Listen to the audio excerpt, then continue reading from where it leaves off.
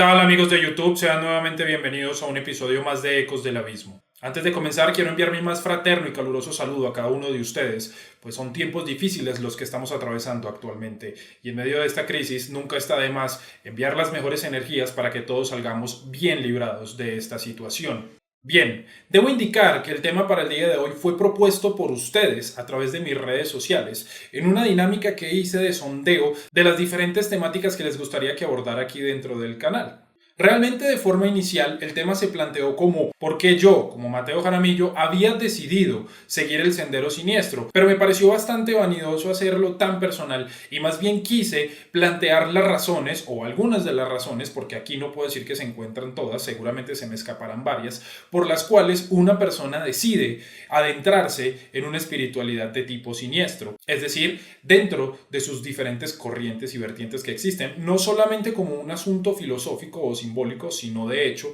un estilo de vida. Sé que para las personas que ya han avanzado en este camino y que de hecho tienen bastante idea o una idea sobre el tema del ocultismo, de la magia y del esoterismo, puede resultar un tema básico. Sin embargo, para aquellas personas que recién comienzan, que cada vez son muchas más, puede darles ciertos elementos que pueden tener en consideración para aclarar dudas e inquietudes que puedan haber al respecto. En primer lugar, me gustaría desmitificar las razones por las que supuestamente alguien decide trabajar el sendero siniestro. Dentro del imaginario de las personas, lo primero que muchas veces se les ocurre cuando alguien les dice que hace parte del sendero siniestro o cuando de hecho piensan en el asunto, es que automáticamente traen un estereotipo de que la persona que practica magia negra o que practica una espiritualidad siniestra es una persona mala o malvada y por lo tanto su objetivo en la vida es esparcir el mal a través de un odio que supuestamente tiene frente a la humanidad y frente a la existencia, como si esta persona tuviera de hecho que cometer actos perniciosos en contra de otros.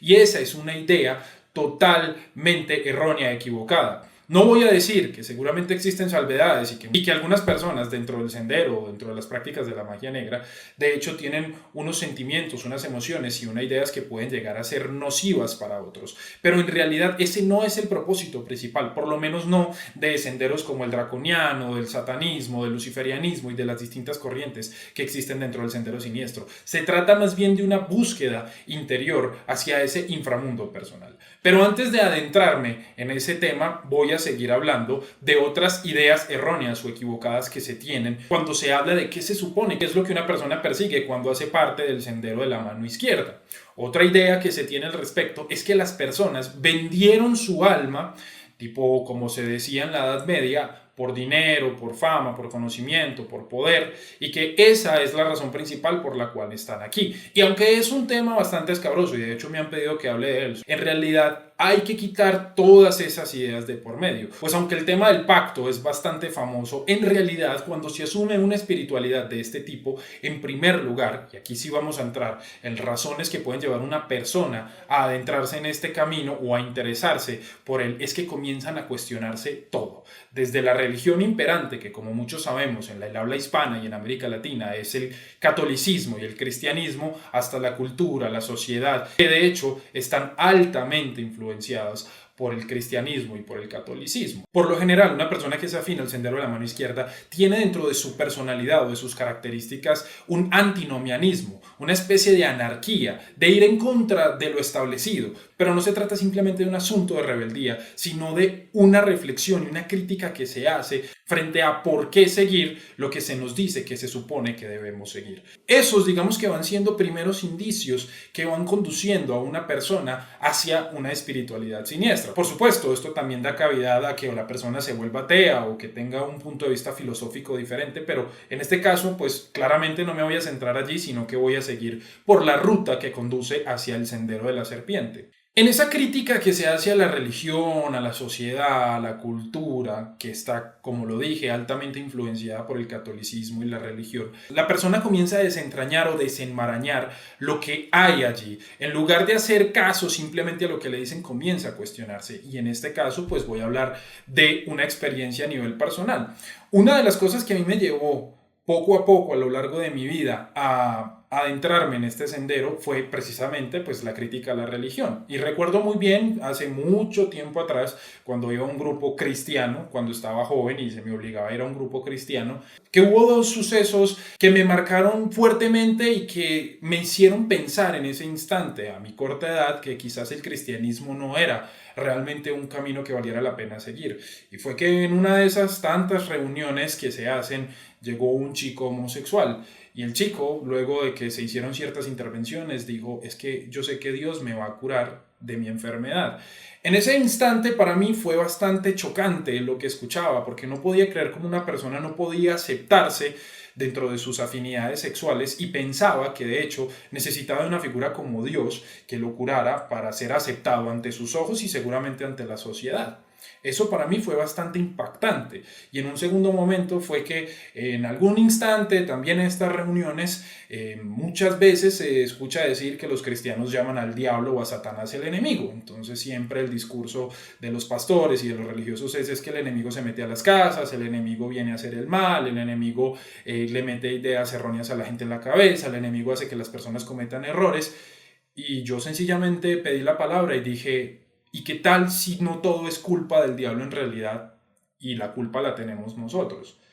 Lo que dije, la verdad, generó demasiado escándalo y me señalaron, me estigmatizaron, me juzgaron bastante duro por ello. Pero dejando de lado esa anécdota, a lo que voy es, así como seguramente a mí me pasó este episodio, a muchas personas que son afines al sendero siniestro, igual. Y es que esos momentos de choque, de confrontación, muestran precisamente esas debilidades que existen dentro de ese sendero lumínico, que está más bien diseñado para personas que son capaces de hacer caso, que son capaces de seguir ciegamente lo que se les dice, pero no para personas que nos cuestionamos lo que hay allí. Y ese claramente es un primer acercamiento o un primer momento que nos lleva a ir adentrándonos y a ir estableciendo otras búsquedas distintas a las establecidas. Y no voy a decir que en todos los casos es así, pero como dije, puede sentar una base fuerte para alguien que decide adentrarse en el sendero de la mano izquierda. Ahondando aún más en el asunto religioso, nos encontramos con que es muy característico que las personas comiencen a revisar los mitos y las figuras que representan. Por ejemplo, es muy común que todos quienes ya conocen la historia de la caída de Lucifer, cuando la analizan a profundidad, se dan cuenta que en realidad Lucifer no cometió un pecado en el sentido de que mereciera tal castigo, sino que simplemente retó a su padre para querer superarlo porque no estaba de acuerdo con que él siguiera manteniendo el orden establecido de las cosas, de la manera en que él lo hacía, y bueno, perdió y por esa razón, de acuerdo a la parte mitológica, Yahvé lo castiga y lo condena al infierno junto con la tercera parte de los ángeles que cae con él. Pero por supuesto, cuando vamos a esos elementos que hay detrás, vemos rebeldía, vemos anarquía, antinomianismo, vemos voluntad, determinación y por supuesto vemos individualismo, características que marcan a las personas que pertenecen al sendero de la mano izquierda por lo general y por lo tanto comienza a generarse una especie de afinidad con estas figuras, con estos arquetipos, como pasa por ejemplo en el afamado caso de Lilith, donde se trata de ese aspecto femenino liberado y no subyugado, como sí se presenta en el caso de Eva, entre muchos otros elementos. Otra de las razones por las cuales alguien decide asumir una espiritualidad siniestra, la práctica de la magia negra, de la brujería y de estas artes antiguas, es porque si nos detenemos a pensarlo, el diablo, los demonios son una figura mucho más cercana al hombre que Dios o que otros espíritus o energías que pertenecen al lado lumínico. Aquí voy a decir algo que puede resultar bastante chocante para las personas del sendero de la mano derecha, que de hecho se encargan en muchos de mis videos en decirme que estoy en lo equivocado, que estoy guiando a las personas hacia donde no es, y en realidad yo lo único que hago aquí es compartir mi punto de vista. Hay gente que está de acuerdo, hay gente que está en desacuerdo, pero bueno, si no hay alguien que esté de acuerdo con lo que yo voy a decir, puede sencillamente seguir a buscar otro video u otro canal dentro de esta plataforma que es tan grande. A lo que quería llegar después de ese paréntesis es que ¿cuántas veces hemos escuchado historias cotidianas o incluso cuentos famosos de que el diablo, el demonio, Belcebú, Mefistófeles, se le apareció a alguien para enseñarle algo, para ofrecerle algo a cambio? Muchos artistas tienen esta historia, literatos, músicos, y entonces nos deberíamos de preguntar si en realidad ese diablo está ahí para tentar a esa persona, supuestamente para darle algo a cambio de su alma, o lo que está haciendo es empujándolo y ayudándole a conseguir lo que quiere. Y si lo pensamos más a profundidad, en realidad, ¿eso qué tiene de negativo? Todas las personas queremos conseguir lo que deseamos, algunos por unos métodos, otros por otros. Las personas que han seguido el camino de la magia negra han conseguido lo que han deseado porque comienzan a reordenar el universo a través de rituales, de trabajos, de conjuraciones, invocaciones, de el contacto con estos espíritus para que todo se dé a su favor. Pero si miramos por el otro lado, esa figura de Dios, de Yahvé, de Jehová, de Alá, encontramos un personaje que nos dice, de acuerdo a la religión y de acuerdo a los mitos, que lo que debemos hacer es aceptar su voluntad, que de hecho nadie conoce porque todos los caminos de Dios son misteriosos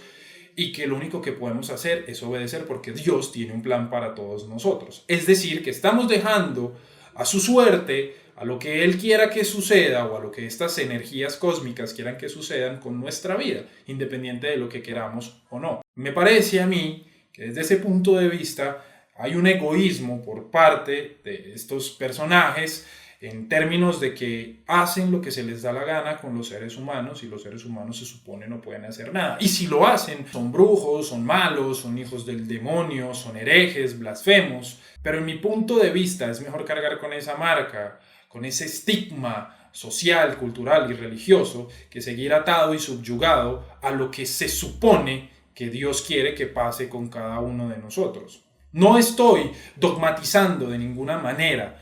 a ninguna persona que esté viendo este video, ni tampoco es mi interés que todo el mundo se vaya al sendero siniestro, porque de hecho no es para todas las personas. Lo que estoy haciendo aquí es compartir algunos elementos, algunos puntos de vista que quizás algunas personas comparten y que todavía se sienten duditativos frente a ciertos aspectos, pero al encontrar la empatía con lo que yo digo, que lo que yo digo no es lo que dice Mateo Jaramillo, sino que es lo que le sucede a un gran colectivo de personas, pues ver que efectivamente sus búsquedas no están tan descabelladas y que sí puede haber otro camino diferente al que está establecido y que en este caso sería adversarial. Yéndonos a un punto de vista aún mucho más profundo, encontramos que es normal que las personas que sienten afinidad por la magia, el ocultismo, el esoterismo, lo hacen en diversas ocasiones no por una curiosidad que surge en la adolescencia o en la adultez, sino que de hecho desde que son niños, desde que son infantes,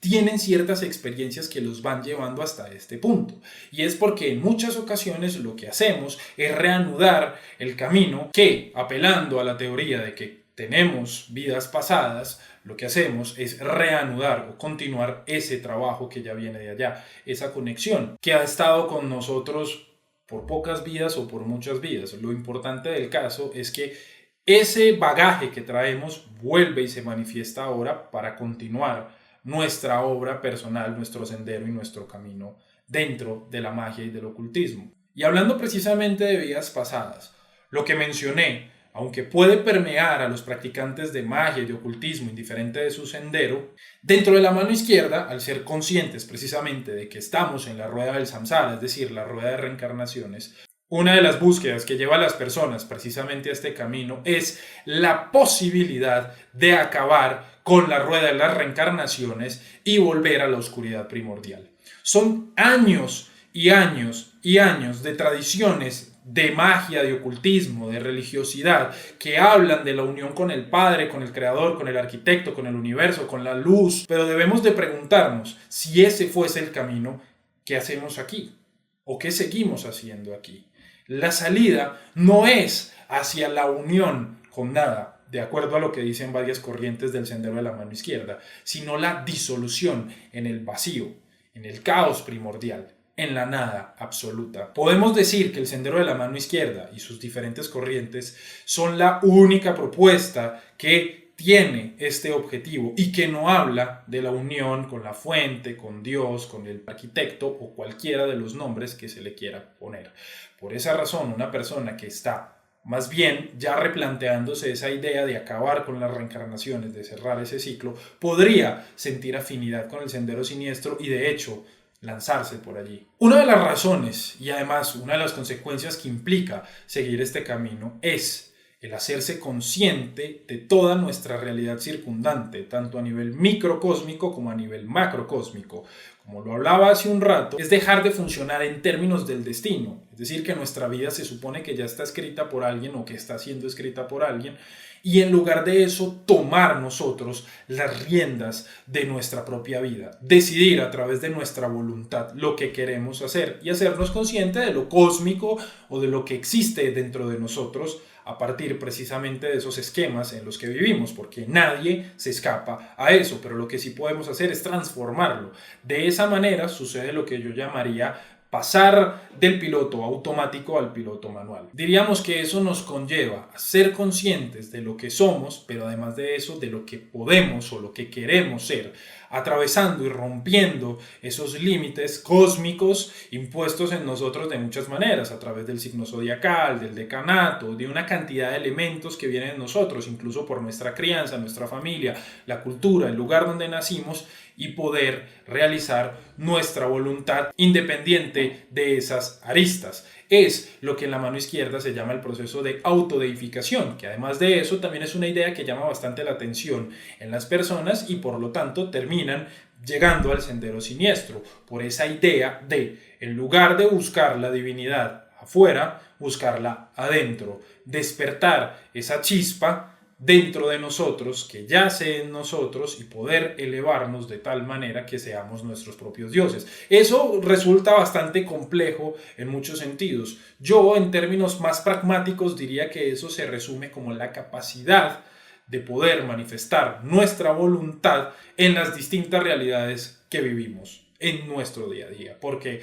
digamos que la espiritualidad no puede verse, o no debería de verse más bien, en términos únicamente de lo que sucede más allá de la muerte, sino de cómo eso se ve evidenciado dentro de nuestra cotidianidad. De ese modo, y sintetizando para terminar este video, diríamos que la persona que escoge y decide seguir el sendero de la mano izquierda o el sendero siniestro es porque es una persona que quiere manifestar su voluntad en las diferentes áreas de su vida y de su existencia, y además de eso asumir un sendero que le permite conectarse con su oscuridad primigenia, con su inframundo personal, de tal manera que se hace consciente a través de esos elementos que yacen en el subconsciente, esos elementos ocultos que además de eso se ven expresados en la conexión con los diferentes espíritus, entidades y deidades del sendero siniestro, que precisamente representan los principios que se siguen en el sendero de la mano izquierda, los cuales son libertad, voluntad, conocimiento, poder,